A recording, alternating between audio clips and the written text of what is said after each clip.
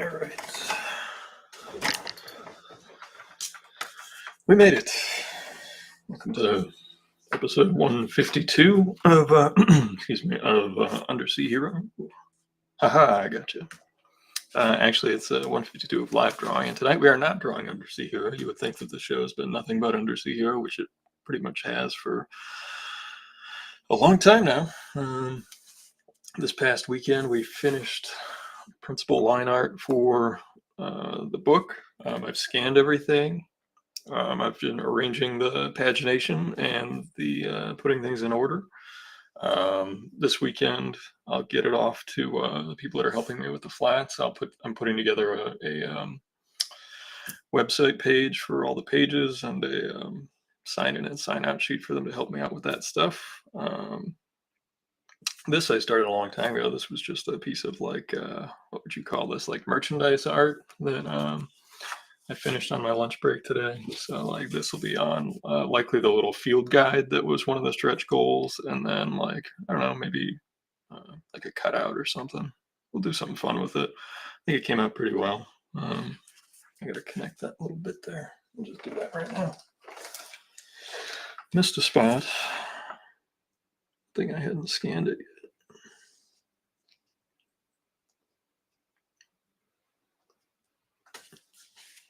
That's what happens when you're drawing on the run.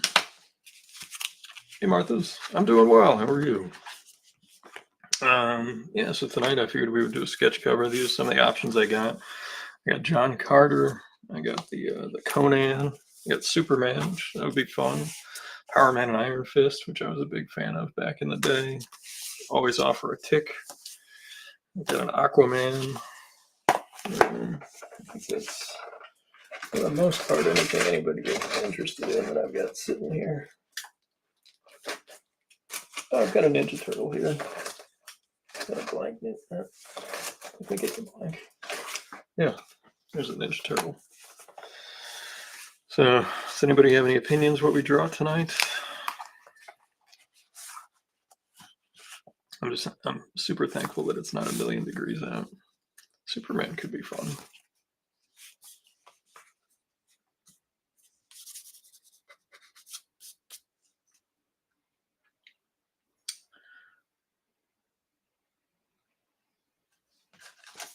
John Carter, you say?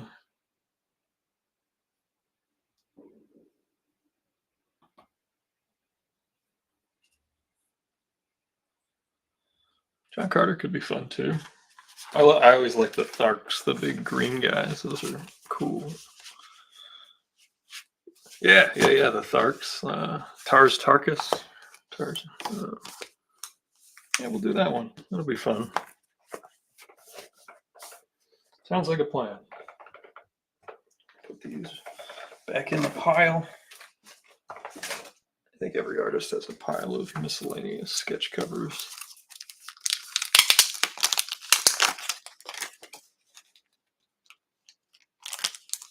Which series was this? Was this the one that Mr. Ron Mars wrote? Or was this the one that was before that? I'm not sure. Is this the Ron Mars series? Oh no, this is a different one. This looks like a kid's book. I think they did like a kid's version. Very digital.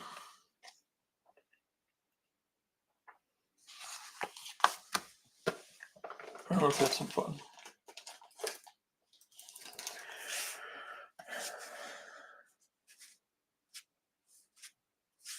Jeddak of Thark, yeah.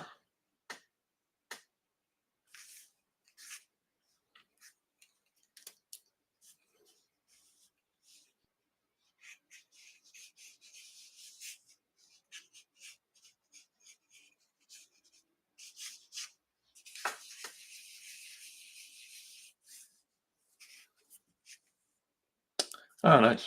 Some art fight stuff.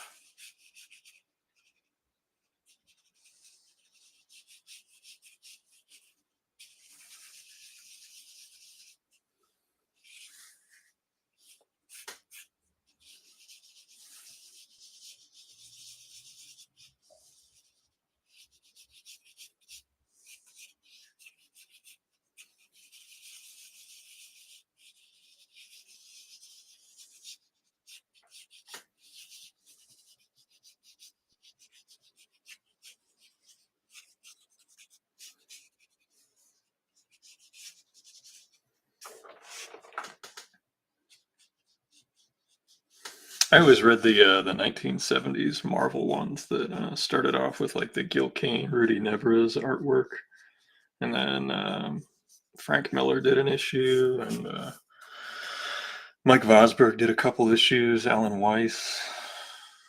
Hey, Caleb, good to see you.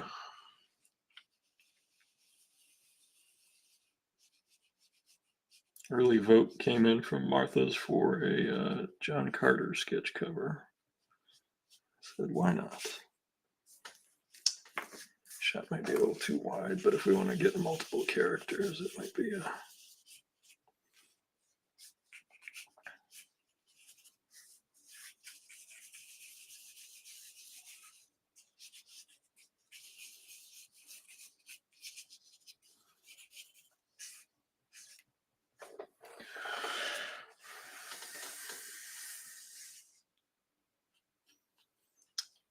My parents came to visit. I think I mentioned, and they brought a bunch of my old comics, and some of the ones I've been looking at that I've quite enjoyed were these old FFs that John Buscema drew. I don't know if anybody out there has been familiar with these, but this was a brief run of like 5 issues where John Buscema was inked by Sal Buscema. And Sal Buscema, John always cited Sal as one of his best inkers, and I agree. It gave it a different quality. It was more graphical instead of illustrative, which John was your consummate illustrator, so it gave it a dynamism that he didn't have necessarily. A type of dynamism. Like there were different types of it. So this was, like I said, a graphical approach, and you can see these nice, like the way that Sal would do those lines like that nice chunky line. I love that. I love that. The way he would do hair, he'd simplify it, and it would be like a silhouette with a highlight. And the way he would finish off faces, it looked definitively Buscema, and you can see both of them, especially in the layouts. The layouts are pure John. Sal's layouts are very different. This was a great fight between the Thing and She-Hulk. Anyway, I just wanted to show those off because I was enjoying those.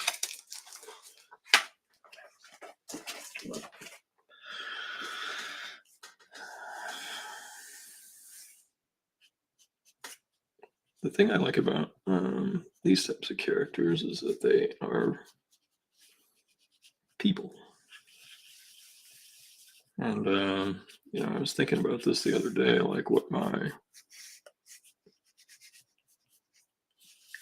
aesthetic is and like what my strengths are as an artist, what my weaknesses are.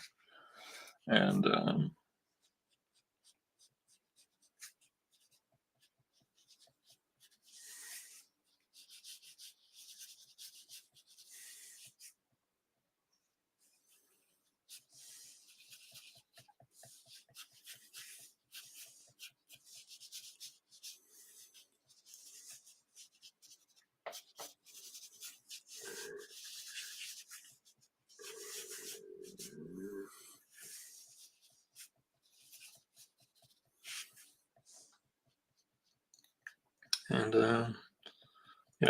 which artists I think that my direction points more towards. I don't see a lot of Kirby in my work, and I think that he kind of is the definitive superhero artist as far as like the dynamics go of action. Yeah.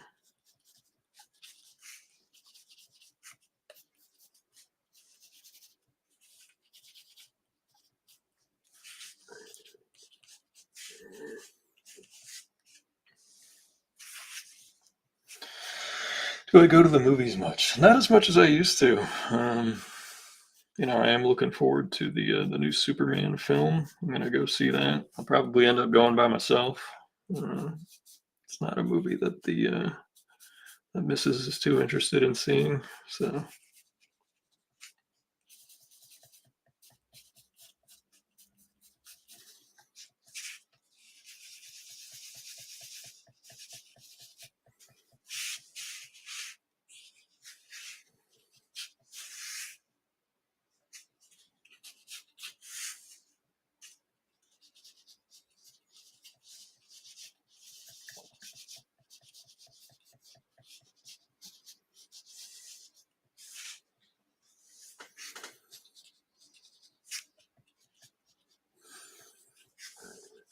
Do you get to the movies a lot? Do you like going to the multiplex? When I was a kid, the main theater I went to only had one screen, so we kind of had to wait for whichever movies were the big movie of the summer would be. We'd have to go somewhere else in order to see any of the independent films. Like we'd have to go into the city or whatever. Different times.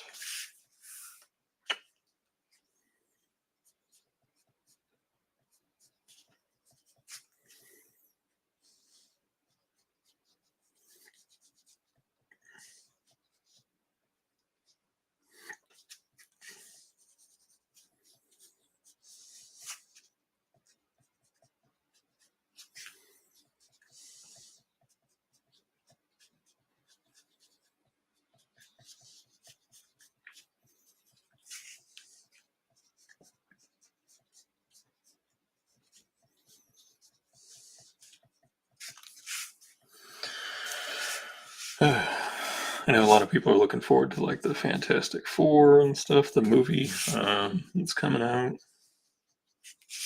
I don't know if I'll see it in the theater. We'll see.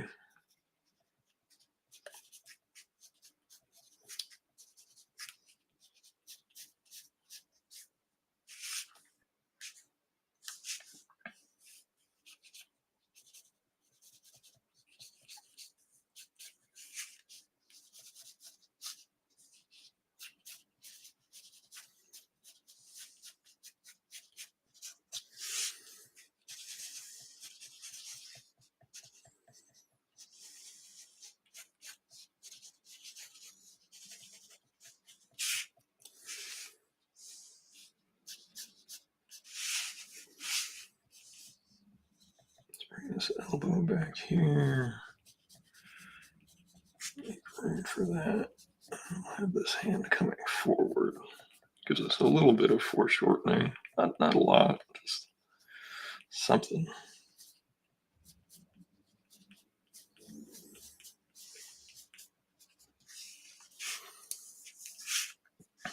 Might be helping out a friend with an illustration gig this weekend. I sent him a sample of a treatment. We'll see what he thinks of it. I can't elaborate anything, but it would be a fun gig. In fact, because of Undersea Hero, like I have turned out, like I'll actually probably do an entire episode about all the jobs I turned down during the course of working on Undersea Hero. And I remember them all. And some of them I felt terrible about. Caleb, I am thrilled. I have, because of how long it has taken with all the stuff that's gone on in my life, I've just felt this immense amount of guilt for the book not being done yet. And I'm glad I don't feel like I rushed the artwork. So at least what's going out, I will be proud of, and I hope that people really have fun with it. I do have to clean up about half of an earlier page of artwork just because of the way the pagination has changed a little bit. So, but yeah, once I get the book lettered, which I'll probably be able to do next week, I will send out the surveys for people. I still got to finish putting those together, and then, like I said, I got some people helping me with the flats. I'll get to color, and hopefully, if I got to jump in and do flats, I'll do that after I get it lettered. And then when I get it lettered, that'll be the ash can edition that we had talked about, and I think only a handful of people bought them. And as I promised in the Kickstarter, those will never be reprinted. Those will be the first things off the press. And I'll just get those done at like a copy store so that they're like true classic ash canny type pieces.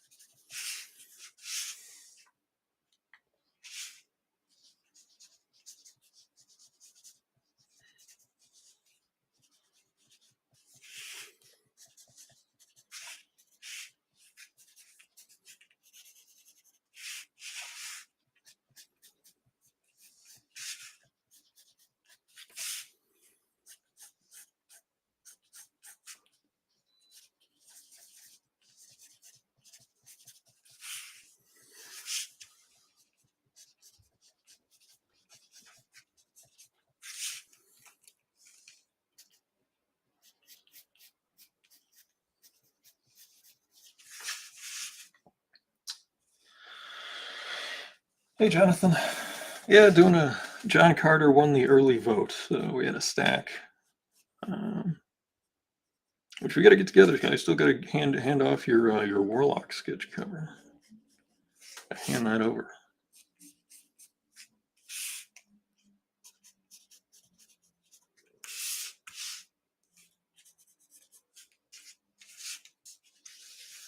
We'll put our Deja Thoras over here.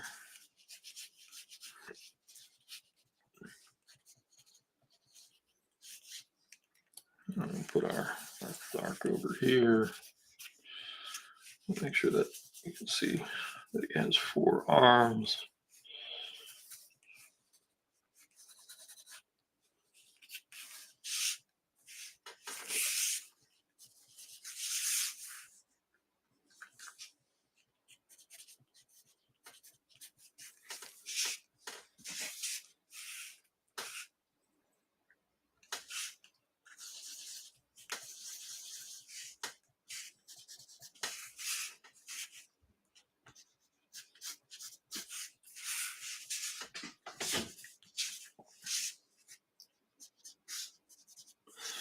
Really just having fun tonight. So it's a pretty nice evening.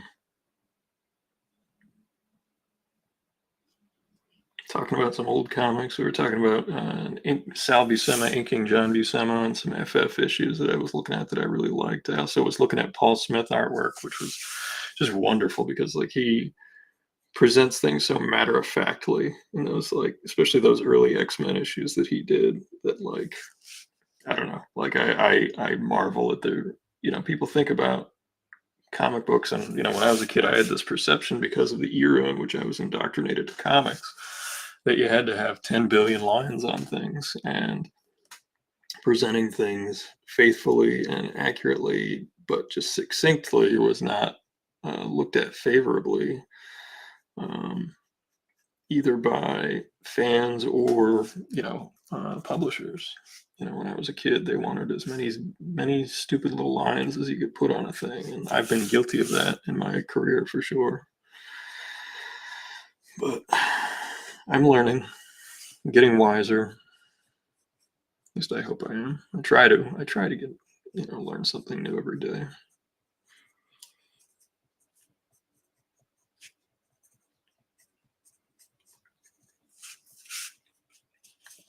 I actually think it was just like a red circle that was in the middle of John Carter's chest.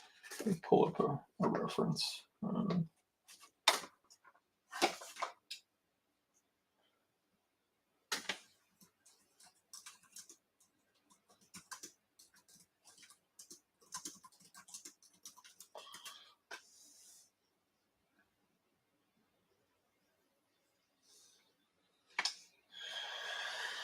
Yeah, he did.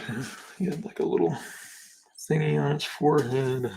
It wasn't even that. It was like a shoulder pad, and then it was just like that. There wasn't even like a cover. It's like this. We'll work on getting those correct in a minute here. And I remember he had the big designy thing around his waist. That was like,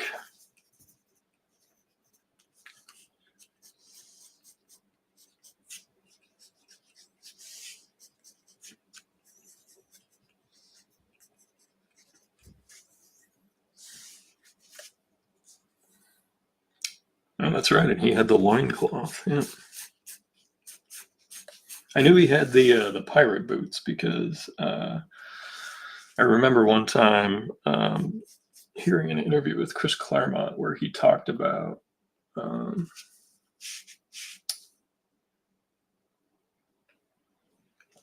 Dave Cockrum, in that he always drew people with pirate boots because he wore pirate boots, which I found kind of funny. Daniel says, never heard of Paul Smith. I implore you to seek out his work. It would be he doesn't have a giant body of work. It's easy to find. He did a lot of stuff for Marvel and mainstream stuff. So I would highly recommend checking it out because I mean, the stuff that he did was graceful and classy looking, and like I said, just not over the top with too much detail. Like he put in just enough, and the way he portrayed action was just a nice calmness.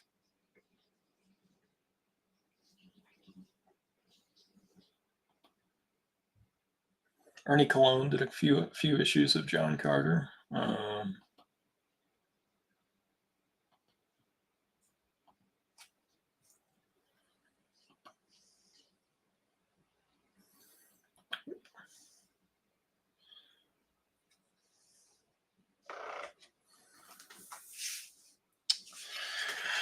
Yeah, yeah. I'm excited for you if you've never seen it. So it'll be good. I don't think I've steered the channel wrong with recommendations for this sort of thing. Yeah, that's right. And he just had gauntlets. I forgot. I forgot. Come on.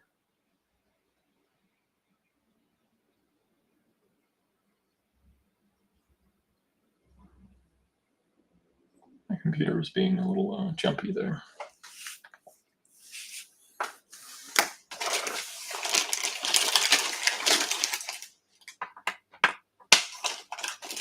Three characters is ambitious, but we'll do our best.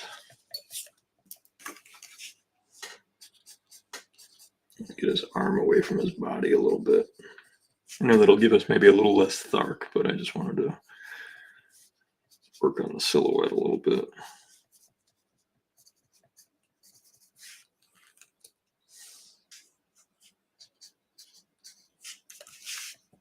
There we go.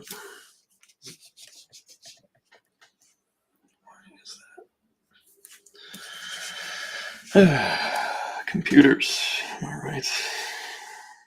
What can I say?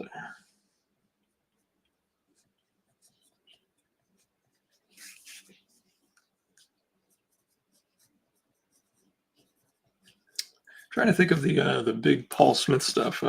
Leave It to Chance was another book that he did over at Image. He did the Morlock saga for the Marvel when Storm becomes head of the Morlock by that whole story arc. I don't want to give it away if you haven't read it. So she's on the cover as that part. So Angel gets captured and the X-Men try to go save him. Spoilers for a 45-year-old comic book. I think he also did a little Marvel fanfare. He did a little bit of Batman. I always wanted to see him take on Superman, so I think he would have been excellent.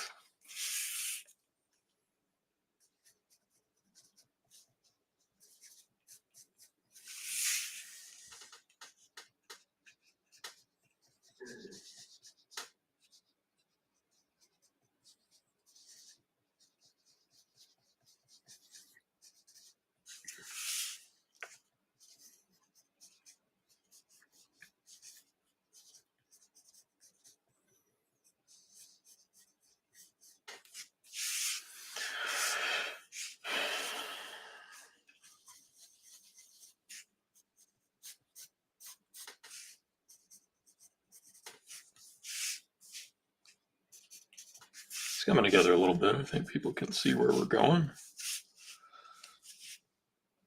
Does Haywood's work look anything like the Spawn comic books? To be honest, I haven't read a Spawn comic book in a million years. They may have changed over the years, but if you're talking about the early stuff, I would say no.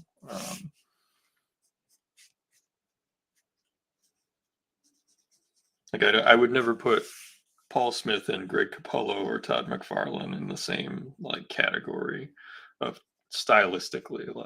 Obviously they all have to know figure drawing and perspective and all the basics, but they choose to do their finishes very differently. Paul Smith leaves a lot of openness, and they lend themselves really well to vintage coloring. Those big bold colors instead of trying to color it, everything like it looks like a movie. Make sure we get this. This knee is super important because it's coming forward. I don't want to overdo it. But you want to get some bend into it so that it has some strength behind it. Oh, that's a great, Kevin. That's a great suggestion. The X-Men Alpha Flight two-parter, because that's self-contained. That's a great recommendation for uh,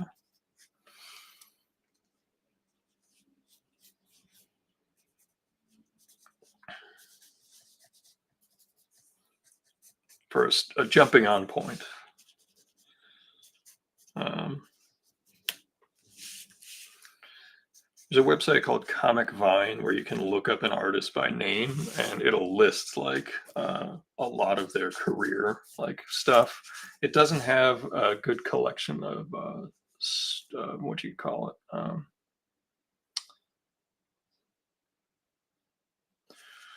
Their small press work or early indie work, because Paul Smith did do like some issues of Nexus over at First Comics. I don't know if those will be listed on there. I think he did some other stuff for First, maybe some stuff for Eclipse too back in the 80s. But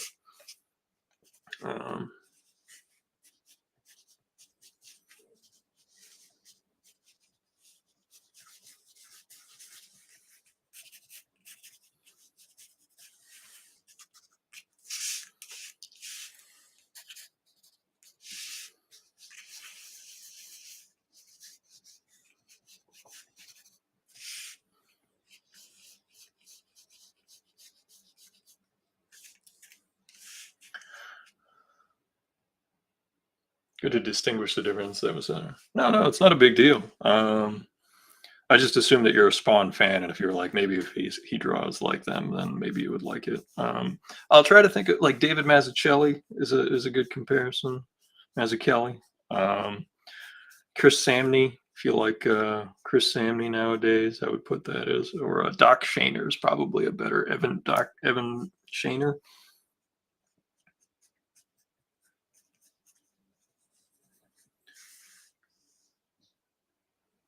Yeah, exactly. Spotting of blacks. I think that Chris Samney is definitely one of my favorite artists currently, but I would say that he uses more spotted blacks. Kevin McGuire, maybe different panel to panel work, very different than Paul Smith. I think they have a very different approach to presenting stuff, but like the minimalism is there.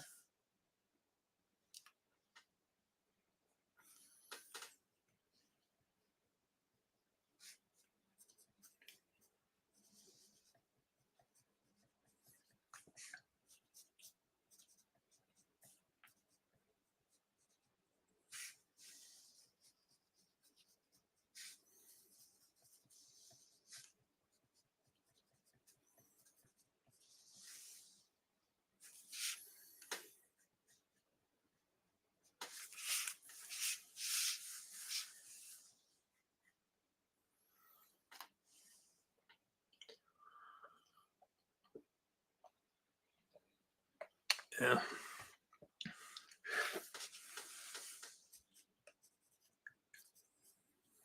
And since we won't be doing, the Undersea Hero pages and stuff, like I definitely want to do more giveaways on the channel and mailaways and send some. I still have 2 that I got to mail out from prior weeks, but we will get those squared away. I promise. We're getting things caught up. Like we're in a new chapter with the artwork of Undersea Hero being done. Like it's been well over a year of just working on that, basically. I did do a couple covers for my friends, and some little tiny doodads because, like, I had 2 people in a row who were like I can't say no to because they're like my best friends in the industry. So, like, those were 2 in a row, and they happened like in the same month. And I actually like apologized on the stream. I think I'm like, I can't say no to these people because like they're my best friends. So.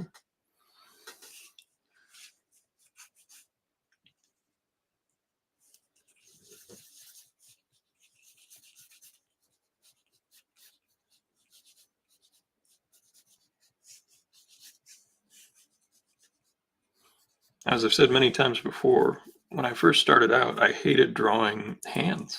Like it was like my least favorite part. They're hard to draw. But as I've gotten older, they've become one of my favorite things. Been pondering about taking an art class again at college. Hey, if you have the opportunity,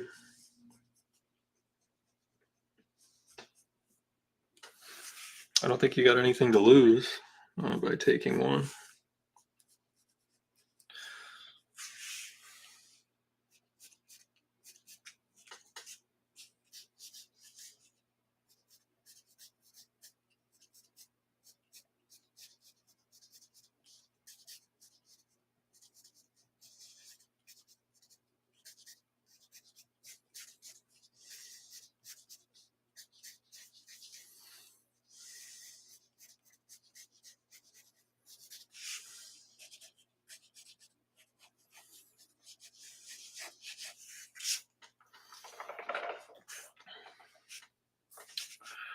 Why not? If you can, if you got the time and you can fit it into your schedule, take an art class.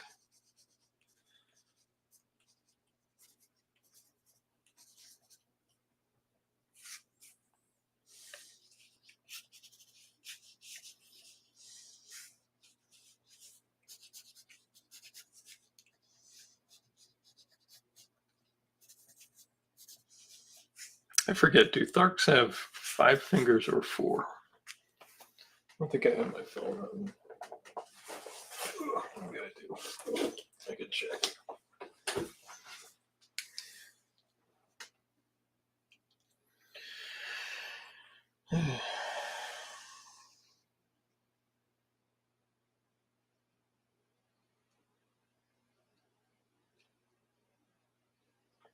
Let's take a look here.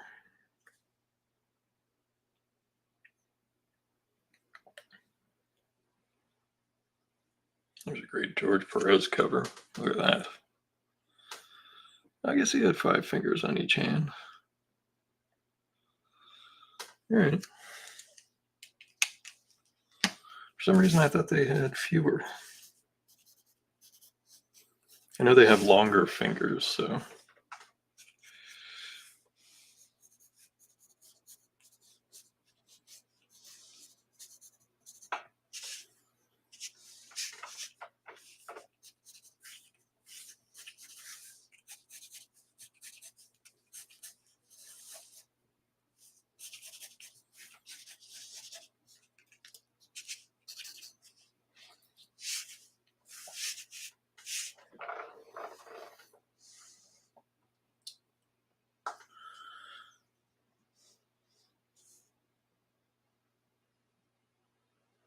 Oh, okay. Yeah. YouTube. I have no control over the YouTubes.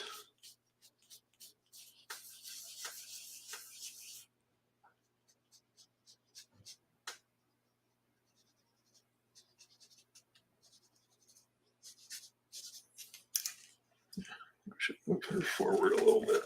She's a little too tall. I think she's going to be a little bit smaller. Like that.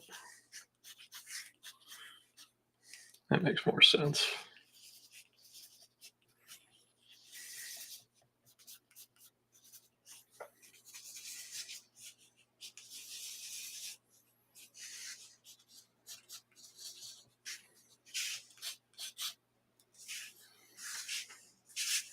I actually think that we need to, in order to create this circular motion, we need to move Tars's hand and his sword. I think he needs to have his hand going this way.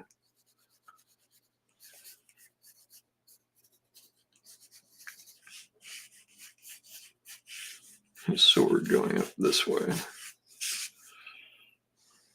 I think we can bring this up.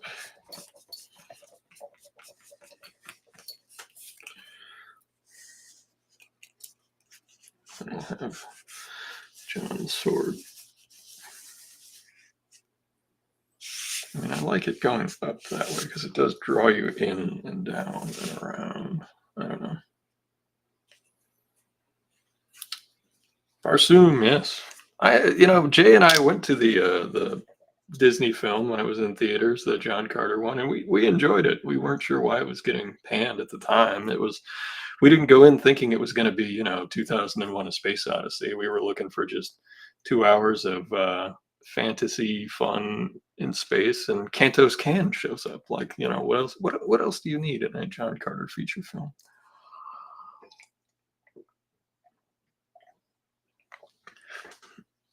I mean, I don't know. Maybe people didn't like the guy who played the lead. I thought that the character's depth did not necessarily warrant, or nor neither warrant nor required an actor with incredible range. And I thought that he did just fine for the character. I think that he handled it just fine. I believed him as a character with questionable past decisions and allegiances, and still seeing enough vulnerability to root for him in the film.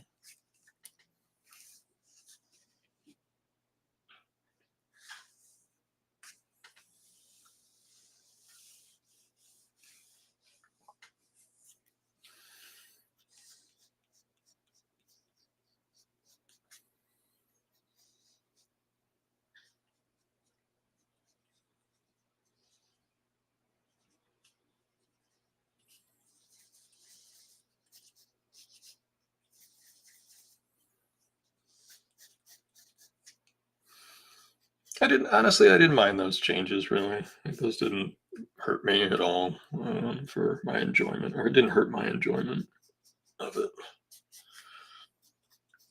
I do think one of the things that harmed the film, and this I've talked about at length, is that like the things that are derivative that become popular um, make it almost impossible for originators to have any sort of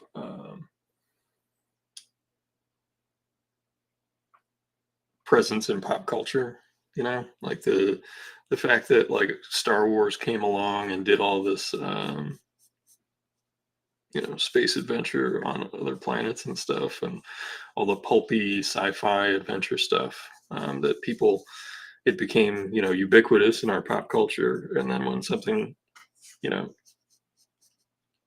from which Star Wars borrowed a great deal from comes along, um, I don't think it lands with audiences because they don't necessarily it doesn't resonate because they've already seen something similar to it.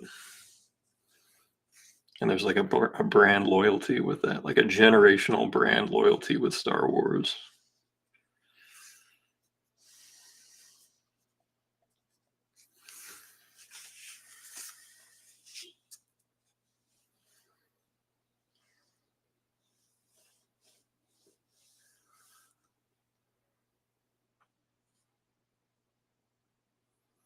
I think that they had a hard time, and I can understand this, like, especially in modern days, like making a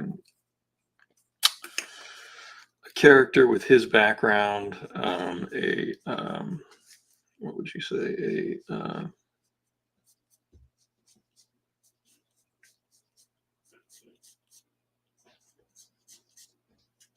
rooting for is the wrong term, but like someone who they could look at and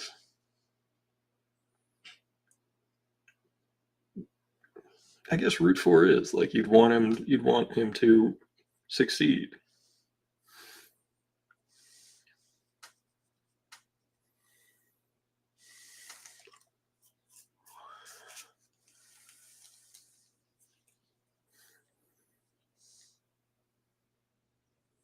Not a large chunk of the populace is necessarily waking up every day looking to root for a Confederate soldier, and I think it humanized him and made him relatable. Um,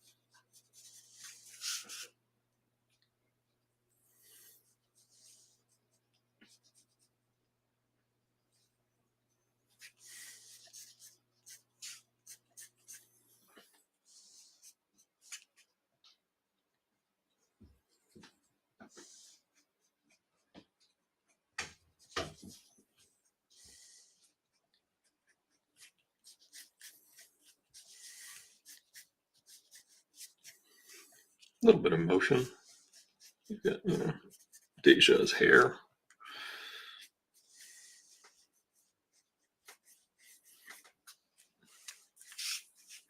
And there's other things in the book that you just couldn't do. Like everybody's pretty much running around naked for whole scenes and things, and they were trying to make an all ages film. So like certain creative choices we knew were going to be made.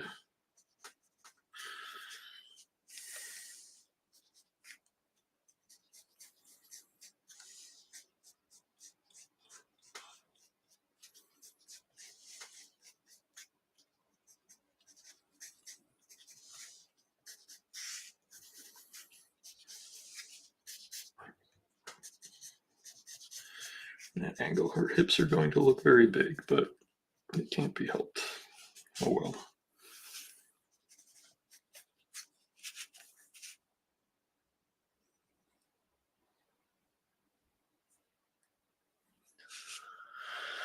The reference to Tarzan, just being by the same creator. I think that Burroughs. I mean, he was a product of his time.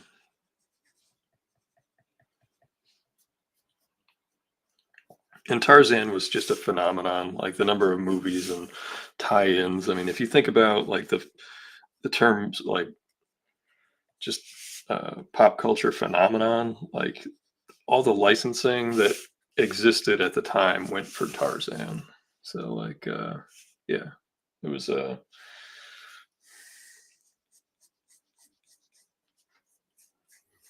he was everywhere. He had a newspaper strip, comic books, radio show, uh, the serial before feature films. Then they did feature big budget features. They did tons of movies in a short period of time.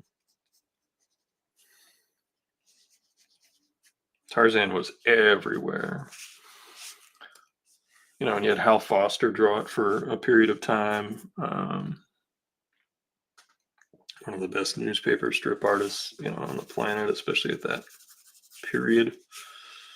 Did we just rip off of Frank Frazetta and put the moon behind him? Maybe we do. Maybe we do.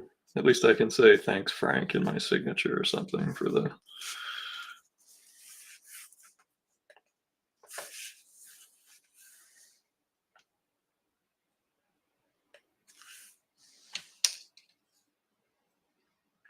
Now this was the redesigned costume I'm hoping to see. See, and then that's like the movie version.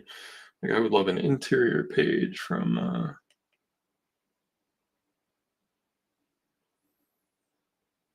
Wow, look at that! There's a Tars Tarkus drawn by Paul Smith.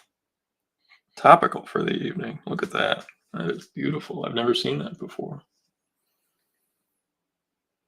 Phenomenal. Just form. The simplicity of line. Just beautiful. I think maybe I even drew mine too tall. He looks like he's like 15 feet tall instead of 8 feet tall. So we'll reduce it down just a little bit.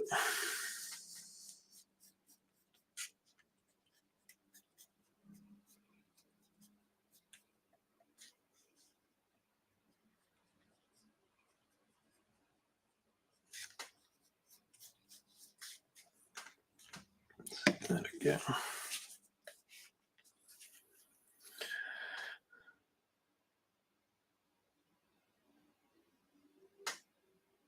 Yeah, Hogarth was on the strip for a long time. Russ Manning did some Tarzan.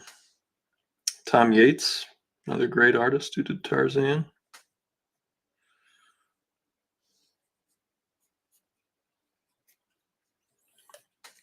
The comic books I always felt were kind of hit or miss. John Buscema did a run on them at Marvel.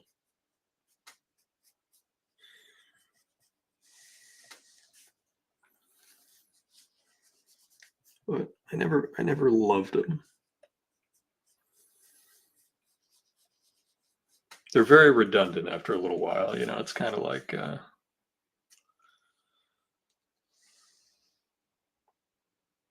character from Iron Giant. I'm lost. I'm lost.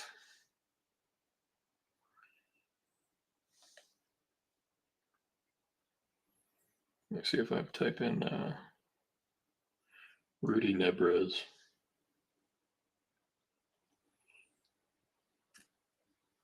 And there we go. There's the classic comic version.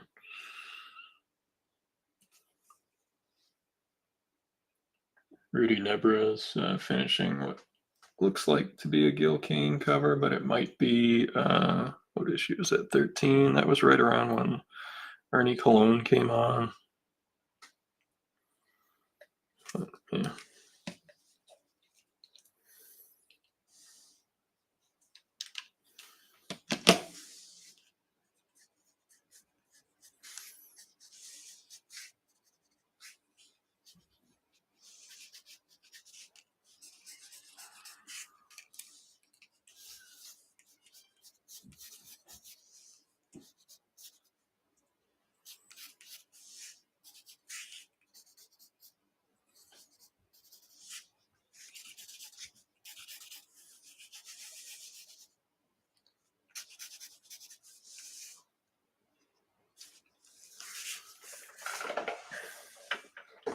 Yeah, Kubert did the DC ones. That's right. Yeah. And Nestor Redondo. Beautiful artwork on the DC ones. But again, I don't know. Stories tended to blend together to me.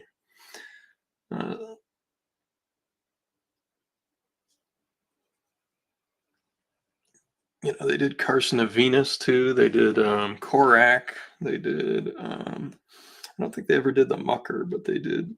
They did a bunch.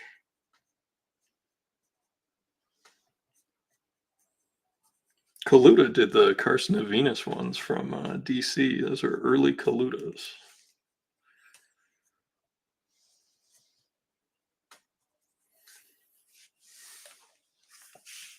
We're going to need some shadows in here. This is getting very complicated.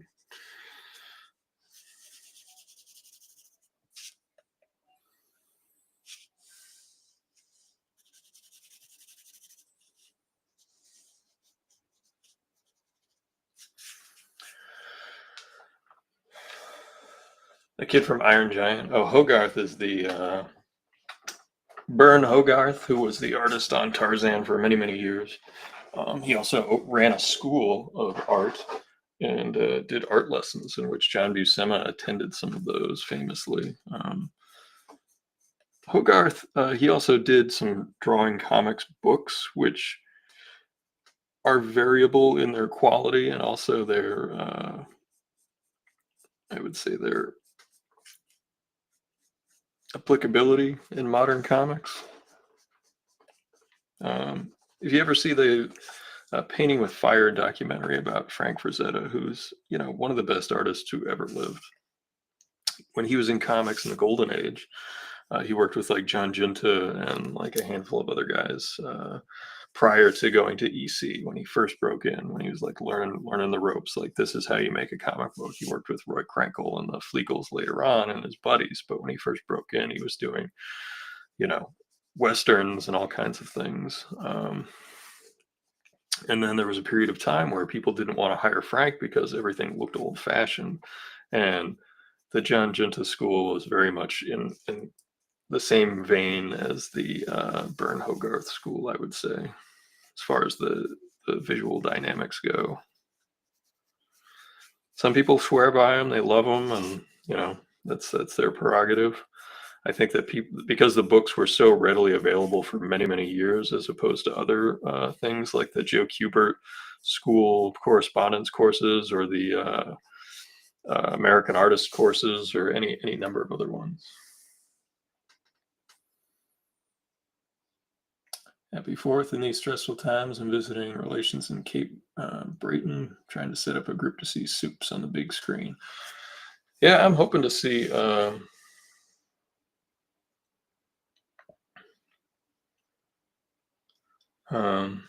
see that film myself. Like I said, it's not one that the missus is big on. So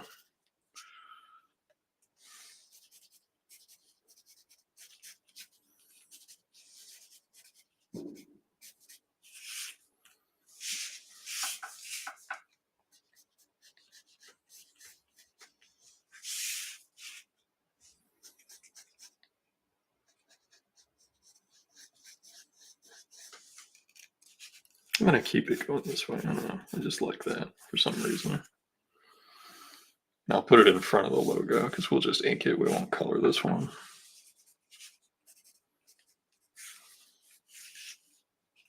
There's one set of arms.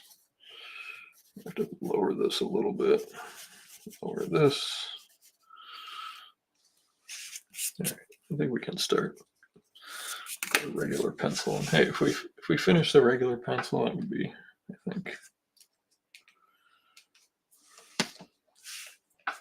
a good evening. We'll go left to right, so we'll start over here.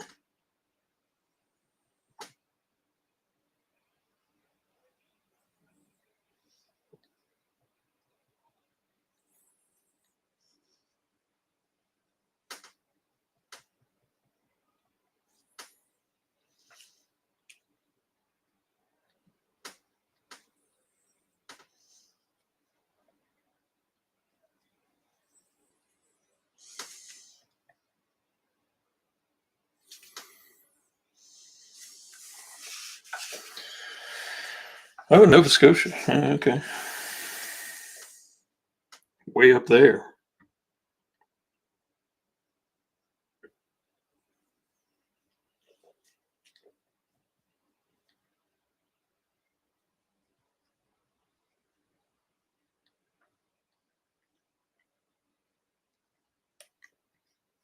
Well, enjoy it. It should be a little cooler up there.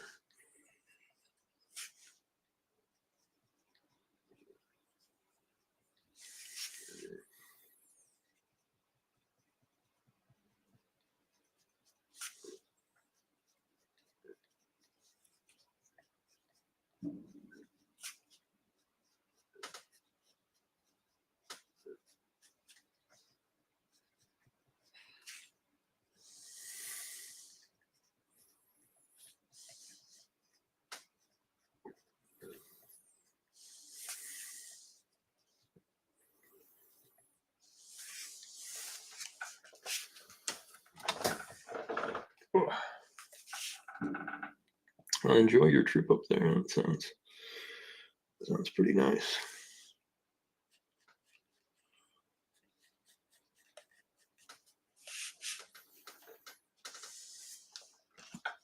I don't remember what the front of her hair looks like.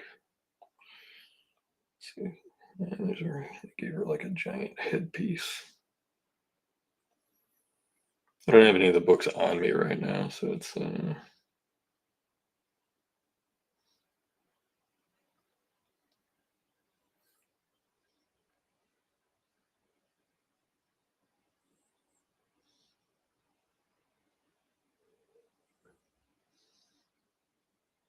course they show all the Dynamite covers.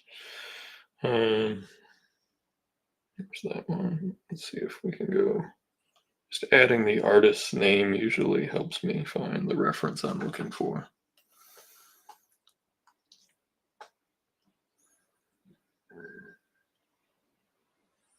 Okay, she always had like the head thing on. I guess we'll have, oh, there we go. There's the Gil Kane cover where he simplified it. That's what I was looking for. Dana says, part of my problem with drawing is that drawing things too dark. I tend to have a hard hand, although doing and shading creative different values I enjoy. Oh, thanks. I look, I have a similar problem with pressing down too hard. It's one of the reasons I use two different colors of lead, because I can press down as hard as I want. And then I come back with the other lead and it separates the two. Some people, other artists use, instead of just switching to HB, they'll use red or they'll use a different color. I just go with HB because it erases nicely. But that would be my recommendation to try out, would be to try out using two different colors of lead. I've fought a similar issue, so you're not alone, I promise you.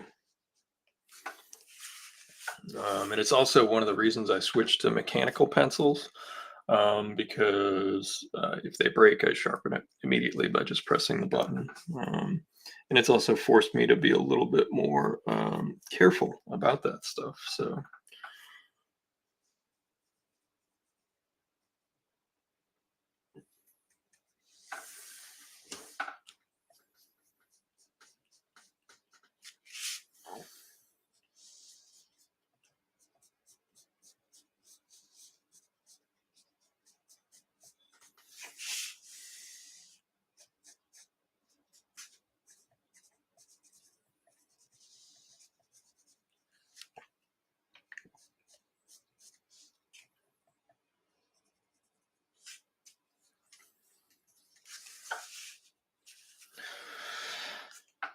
The blue bled is an old animator's technique, which is entirely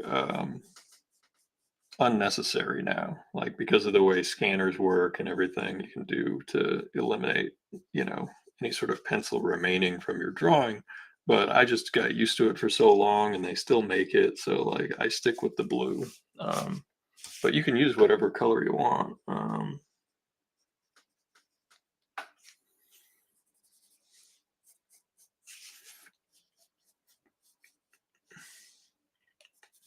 And so when I go to ink, I know that I've had 2 rounds of decision making and I can pick out, the lines that I think are correct for whichever, I'm working on.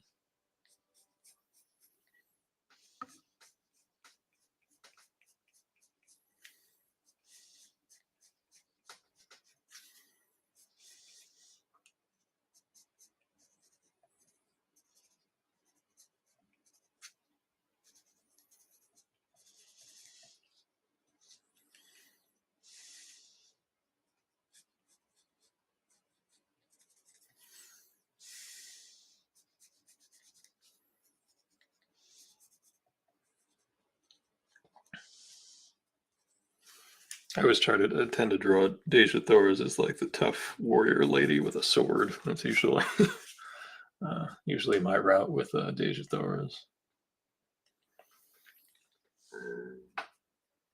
And I highly recommend, as far as the blue leads go, the Uni brand. You can get it pretty cheap on Jet pens. It comes in these little packages like this. Uh, I would highly recommend that because it erases. Some of the blue pencil doesn't erase at all, and that made things very difficult and messy. But like, the finished product for a lot of this isn't the original drawing. And I know that sounds crazy.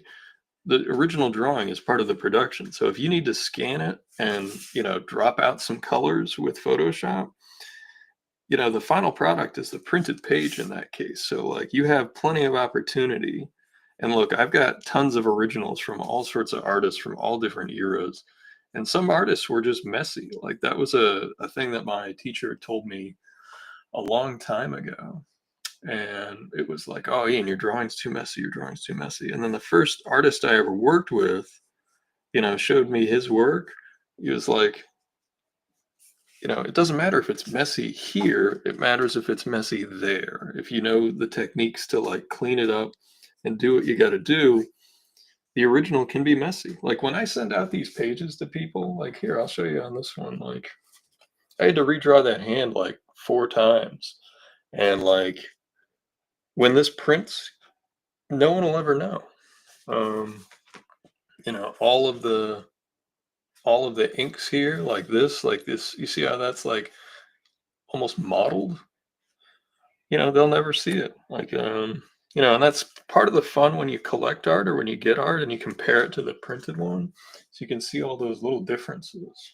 Um, and I love doing that. I will stare at pages for hours. I don't know if any of the art collectors in the stream are the same way, but like, and then like years later, I'll pull it out and I'll see a different. Oh, they used a little white out here. They exactoed this part out or whatever. I actually have somewhere the lettering was replaced, and I can see where they cut out a chunk of the page and then put a piece of paper behind it. Like, yeah. Oh, it does. Yeah. I mean, I use pure digital when I have to, but usually have to use digital just to clean up or color and stuff. Like that's, I like doing both. Like drawing on paper to me is just like so key to my like existence, happiness, like all those things that like anytime that I'm working purely digital, I always feel like I'm, lacking some of that. And it's not to cast judgment on people that do. There are people who draw digital that are just mind meltingly brilliant.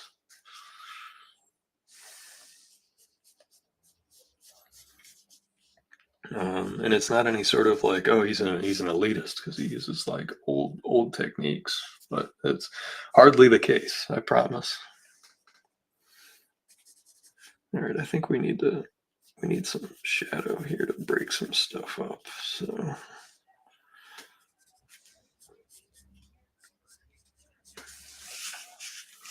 we can go in and grab our eraser and we can clean some stuff up.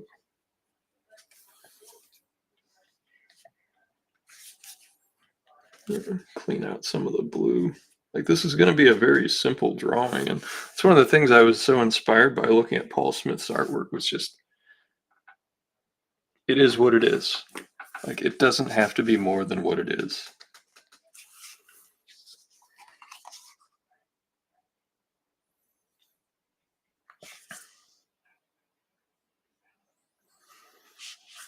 And look, I'll keep noodling on this during the week, and you know, we'll raffle this puppy off.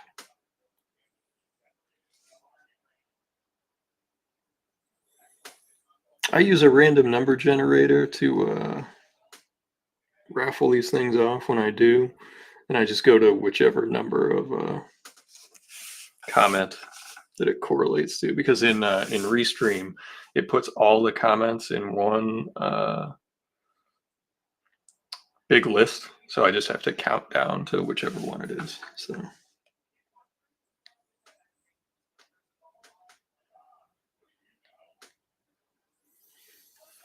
Martha's, that's true. The zoom goes away, and so does the really simple undo. You got to do the manual labor of erasing.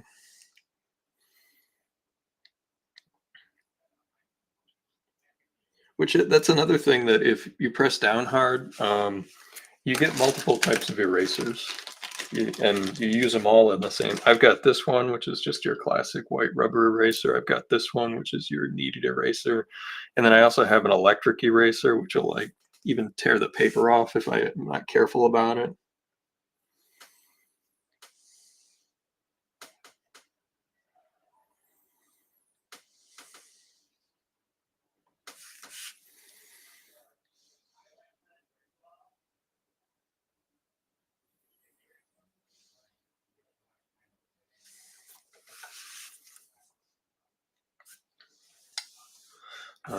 And I use them all. Like, that's there's not one way to do this. Structurally, there are mathematical reasons for things. Like when you're learning perspective for buildings and stuff, there really is only one way to do it.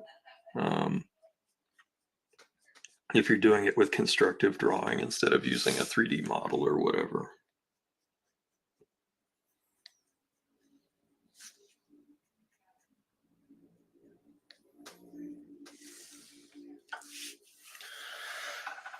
So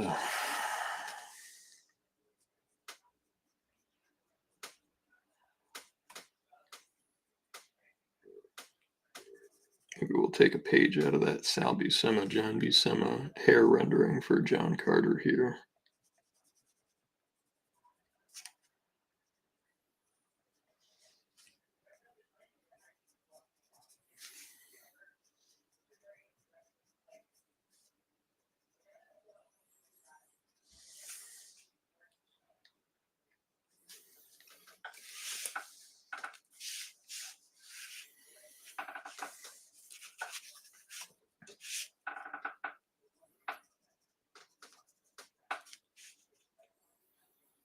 We need the hand coming forward like this. So this is actually this is a pretty tough hand to draw, and I might have to redo it.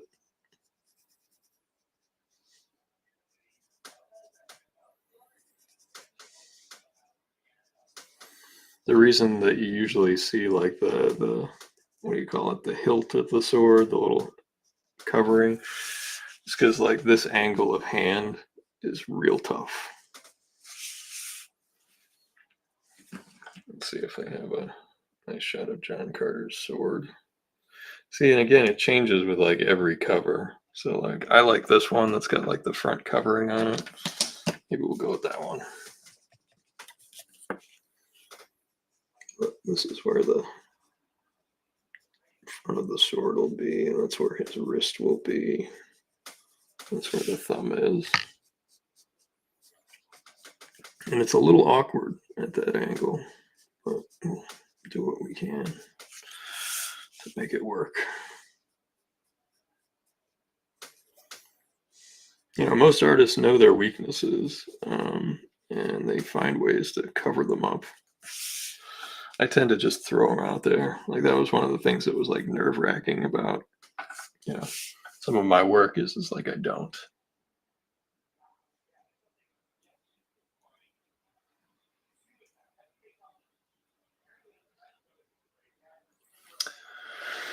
Thanks, Caleb.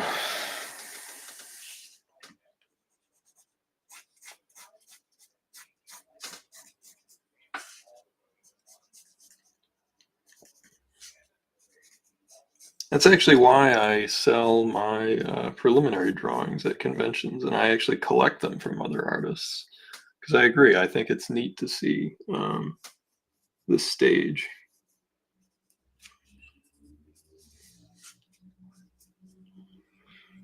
And if that's where that is, then we have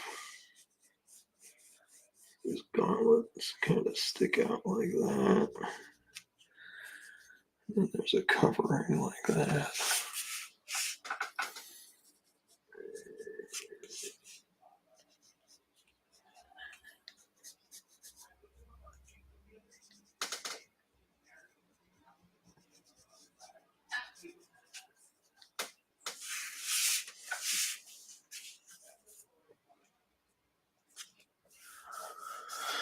Hello. Do you ever take pictures of drawing part the way through and then one of the finished product? Sometimes. If I finish like penciling and then I want to do like a process post, like some people like those. Sometimes I'll do it. But I like to save some of that for just here. Like it's just for me and my pals here. In some places I have to, like when I'm getting something, for published work, they make you send in the prelim and then they have you send in the pencils and then they'll send in the inks. And because I color my own stuff, I try to do a color comp, which I'll do with the prelim early on to show them the whole direction to try to save a step, which is to get like revisions and stuff on the colors too later on. But usually they don't really look at it until it's done, and then they'll ask you for revisions anyway.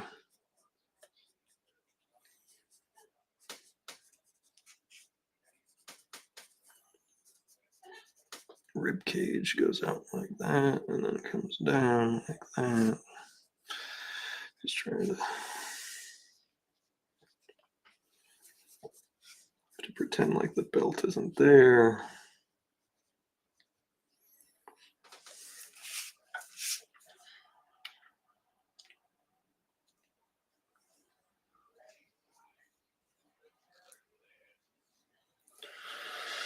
It does. There's plenty of work that goes into it. I've got a beautiful prelim by Bernie Wrightson, actually, and it's one that I look at often. It's a pencil prelim from when he did a Hellraiser comic back in the 80s. And I bought it from Bernie when he was at Boston Comic Con years ago. Bought it directly from him. And it's interesting because I remember talking to him and he was like, yeah, for that job, I literally just light boxed over the prelim that you have there. The inks basically went straight to inks, which that's terrifying to me. Like going from blank page to inking the drawing.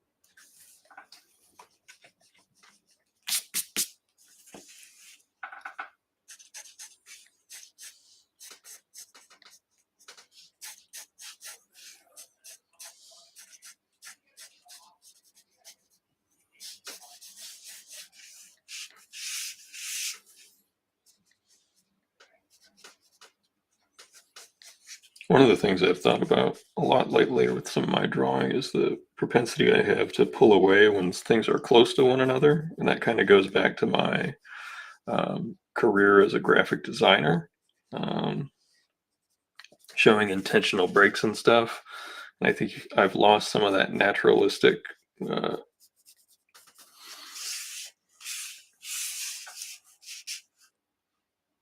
um, placement of things sometimes. Like sometimes they aren't placed exactly, so far away from each other.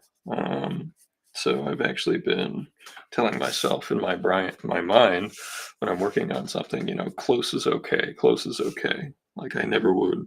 Like there are certain breaks here that, in years past, I would have put this arm here, I would have put this arm there, or I would have moved it slightly up. I wouldn't have put this fist so close to his chin or this hand behind his head or anything like that.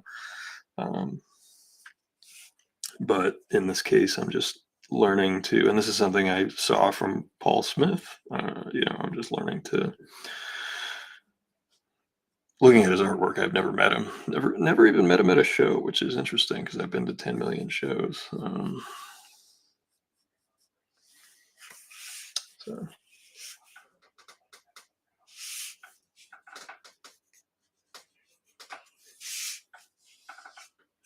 and you can see there's kind of like a carving that I do when I draw. It's like carving it out of the paper instead of drawing. Um, it's not graceful. I'm not a graceful drawer.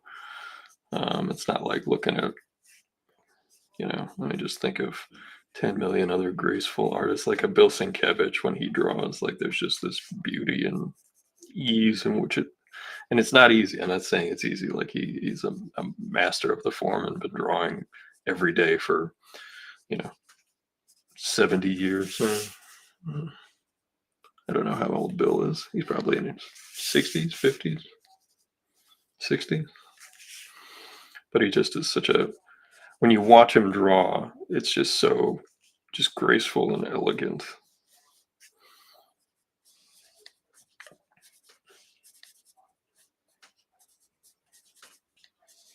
I think that my stuff has a cartoonist's passion and a probably an illustrator's folly.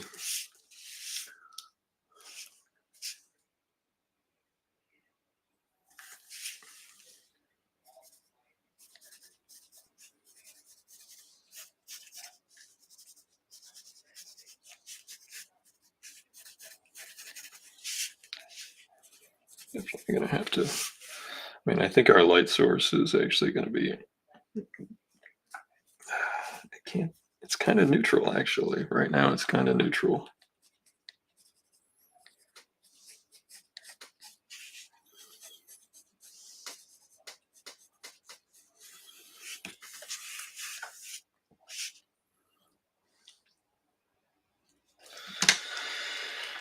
Oh, it's almost 9:30. Let's see if we can get. Like, we're going to have some. Let's just rough some stuff in here so that people can see it. We'll put some of those nice mountainous peaks on the sides there. Bring our forms together. I don't know if I have my circle template right here.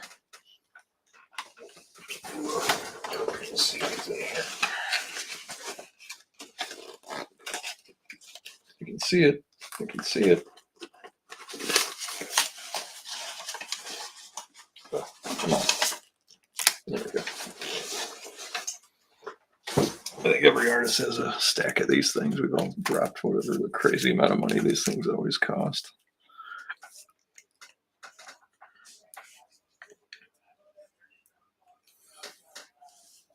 Yeah, something like that.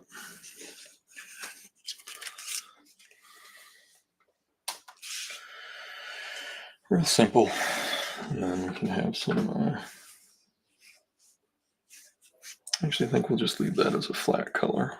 These we don't want the same height because then you lose your scale. You just have it be below like that. Just try to rough in our tars here.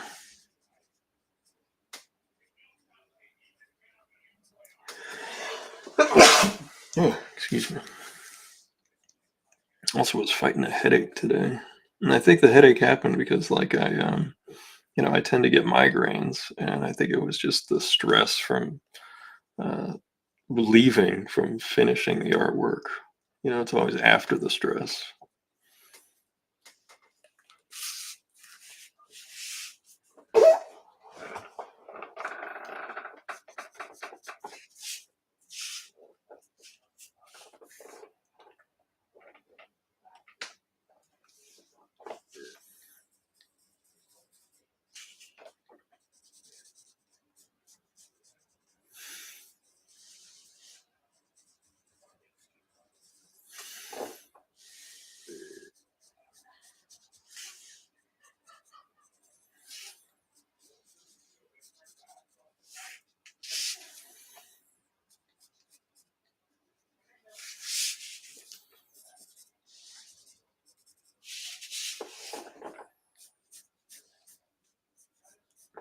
Shrink that just a little bit. I know that it was like very pronounced on the reference that we saw, but there were so many different versions. I think we can get away with it being a little bit more laid back.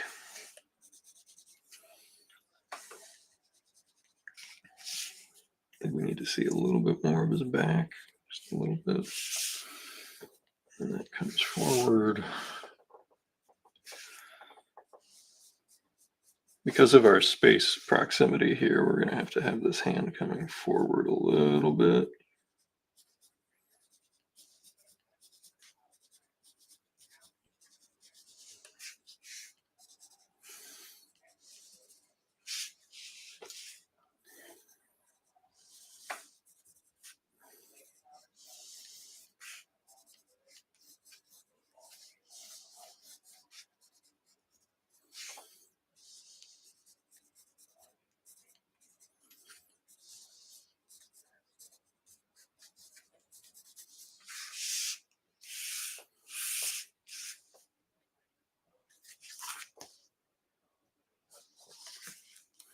We should do Mars Attacks cover sometime.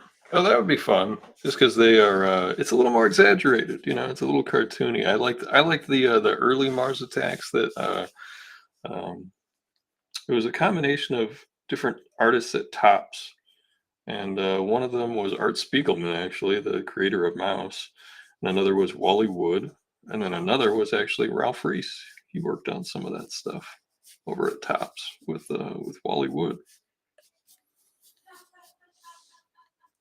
They did like the Wacky Pack cards too.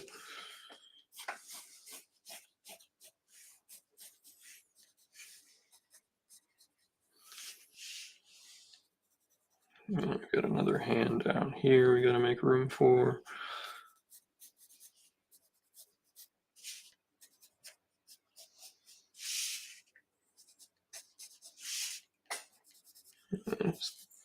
There's his palm.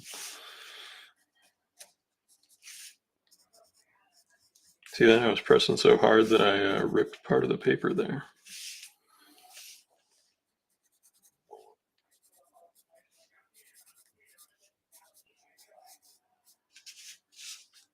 Let's get this side of him. There's the side of his suit. It actually needs the show going back up like that because we're defining that shape there. It's down. And I think his waistband will be here. Like that.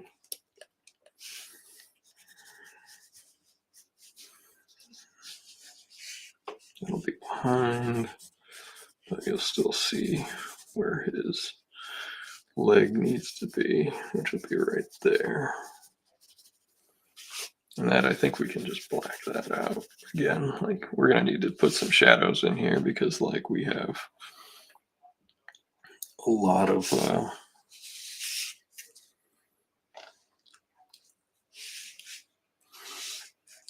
space to fill.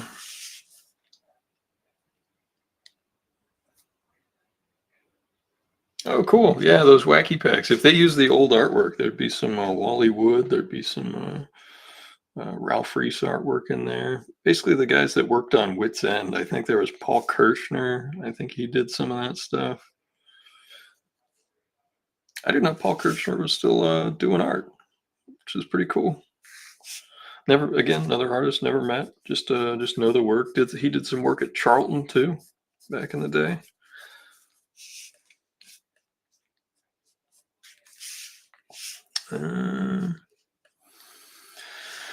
How do we want to handle this?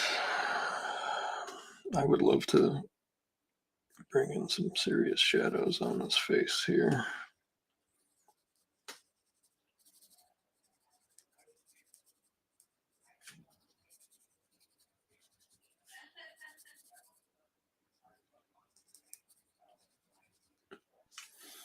And that way we can justify putting a lot of shadows on this figure in this form. We need to have enough there that you believe it, but I think we can get away with blacking out quite a bit.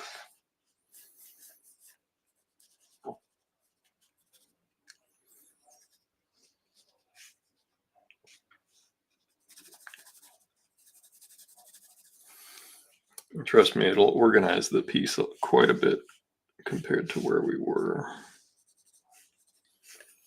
I might add some more spotted blacks on the figure, but like this is just because like I think it's just overwhelming the amount of stuff that's on here. So we'll try to sort it out a little bit.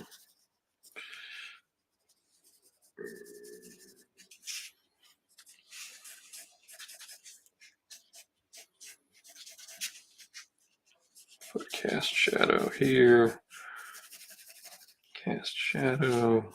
Shadow. Got that.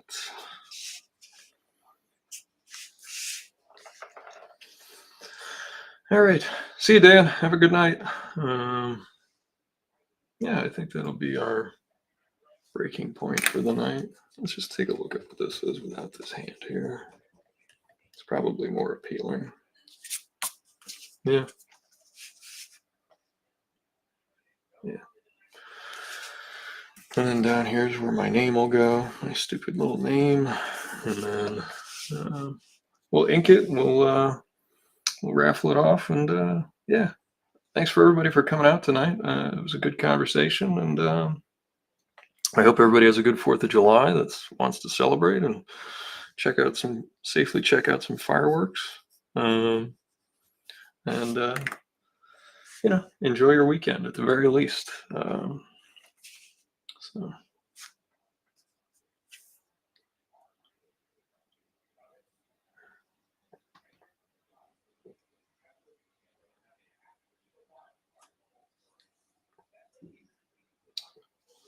I will. I'll see everybody. I saw your comment, Martha's. We were talking about digital cheats, but I think that'll have to wait for next week. Definitely bring it with you next week, or shoot me an email. And I hope you have good luck with your art fight and everything else you're working on.